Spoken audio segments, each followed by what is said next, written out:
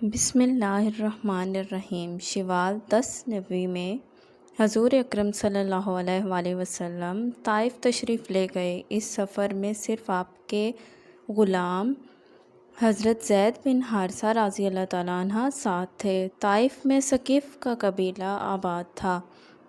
آپ یہ اندازہ کرنے کے لیے طائف تشریف لے کے گئے کہ قبیلہ ثقیف کے دلوں میں بھی اسلام کے لیے کچھ گنجائش ہے یا نہیں۔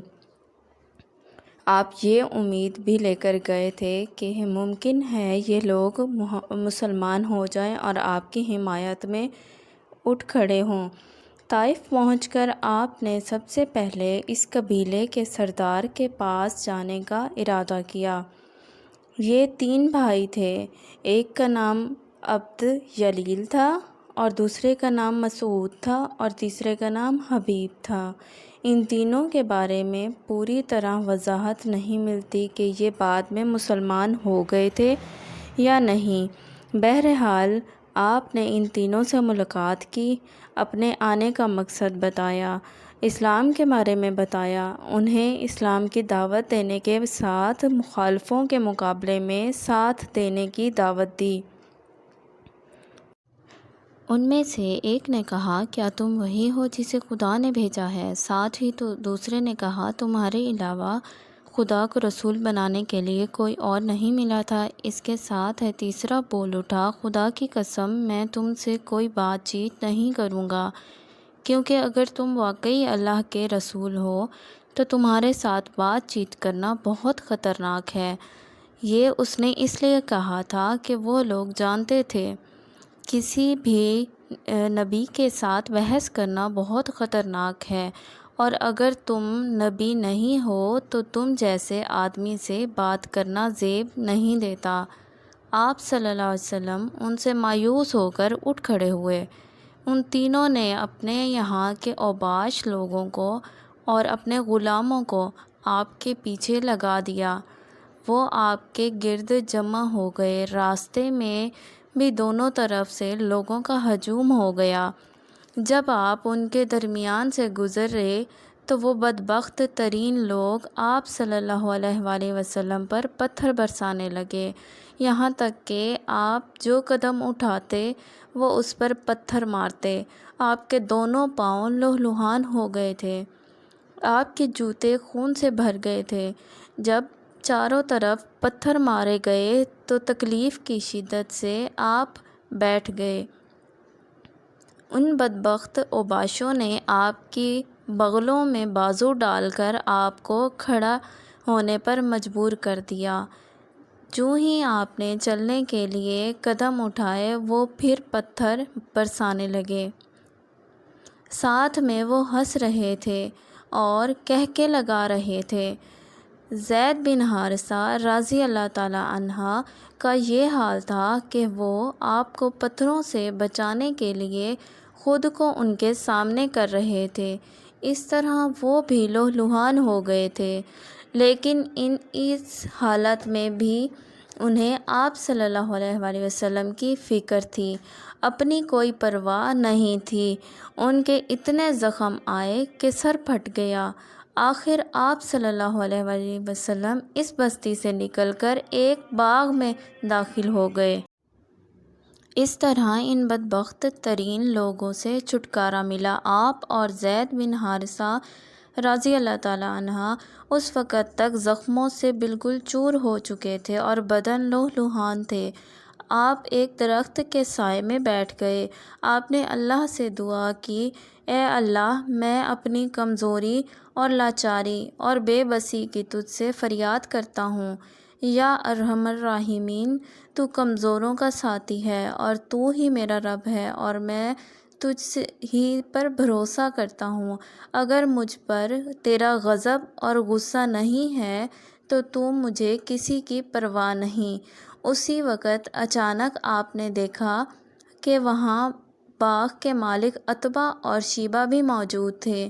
وہ بھی دیکھ چکے تھے کہ طائف کے بدمعاشوں نے آپ کے ساتھ کیا سلوک کیا ہے۔ انہیں دیکھتے ہی آپ اٹھ کھڑے ہوئے، کیونکہ آپ کو معلوم تھا کہ وہ دونوں اللہ کے دین کے دشمن ہیں۔ ادھر ان دونوں کو آپ کی حالت پر رحم آ گیا۔ انہوں نے فوراً اپنی نصرانی غلام کو پکارا۔ اس کا نام عداس تھا۔ عداس حاضر ہوا تو انہوں نے اسے حکم دیا، اس بیل سے انگور کا گوشہ توڑو اور ان کے سامنے رکھ دو۔ عداس نے حکم کی تعمیل کی، انگور آپ کو پیش کیے۔ آپ نے جب انگور کھانے کے لیے ہاتھ بڑھایا تو فرمایا بسم اللہ۔ عداس نے آپ کے منہ سے بسم اللہ سنا تو اس نے اپنے آپ سے کہا، اس علاقے کے لوگ تو ایسا نہیں کرتے۔ آپ صلی اللہ علیہ وآلہ وسلم نے اس سے پوچھا، تم کس علاقے کے رہنے والے ہو؟ تمہارا دین کیا ہے؟ عداس نے بتایا کہ وہ نصرانی ہے اور نینوا کا رہنے والا ہے۔ اس کے منہ سے نینوا کا نام سن کر آپ نے فرمایا، تم تو یونس علیہ السلام ہم وطن ہو جو متی کے بیٹے تھے۔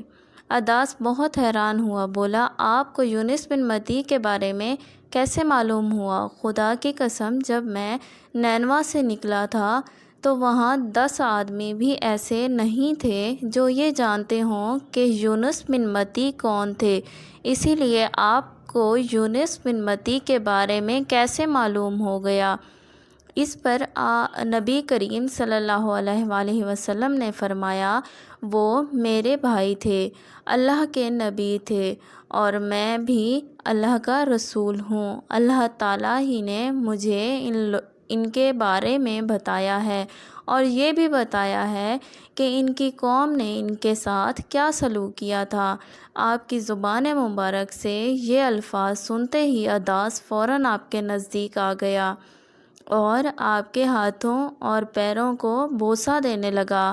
باغ کے مالک عتبہ اور شیبہ دور کھڑے یہ سب دیکھ رہے تھے۔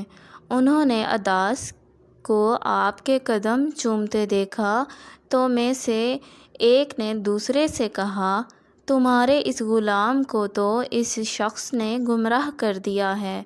پھر عداس ان کی طرف آیا تو ایک نے اس سے کہا، تیرا ناس ہو، تجھے کیا ہو گیا تھا کہ تو اس کے ہاتھ اور پیر چھونے لگا تھا؟ اس پر عداس بولا، میرے آقا، اس شخص سے بہتر انسان پوری زمین پر نہیں ہو سکتا۔ اس نے مجھے ایسی بات بتائی ہے جو کوئی نبی بتا سکتا ہے۔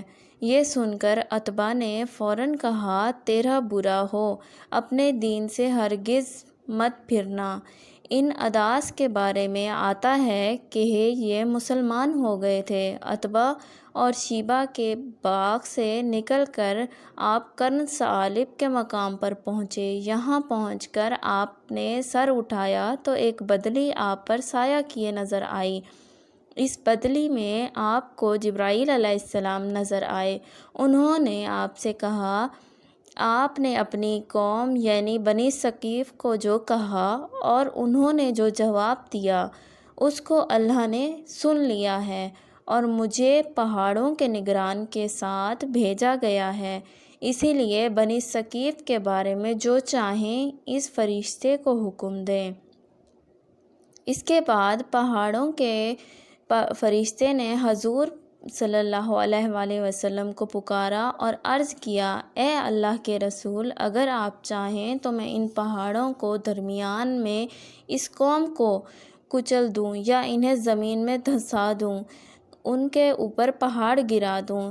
پہاڑوں کے فرشتے کی بات کے جواب میں آپ صلی اللہ علیہ وآلہ وسلم نے فرمایا، نہیں، مجھے توقع ہے کہ اللہ تعالیٰ ان کی اولاد میں ضرور ایسے لوگ پیدا فرمائے گا جو اللہ تعالیٰ کی عبادت کریں گے اور ان کے ساتھ کسی کو شریک نہیں ٹھہرائیں گے۔ اس پر پہاڑوں کے فرشتے نے جواب دیا، اللہ تعالیٰ نے جیسا آپ صلی اللہ علیہ وآلہ وسلم کا نام دیا ہے، آپ حقیقت میں رؤوف الرحیم ہیں، یعنی بہت معاف کرنے والے اور بہت رحم کرنے والے ہیں۔ امید کرتی ہوں آپ کو میری ویڈیو پسند آئی ہوگی۔ میرے چینل کو سبسکرائب کیجیے گا اور اپنی دعاؤں میں یاد رکھیے گا۔ اللہ حافظ۔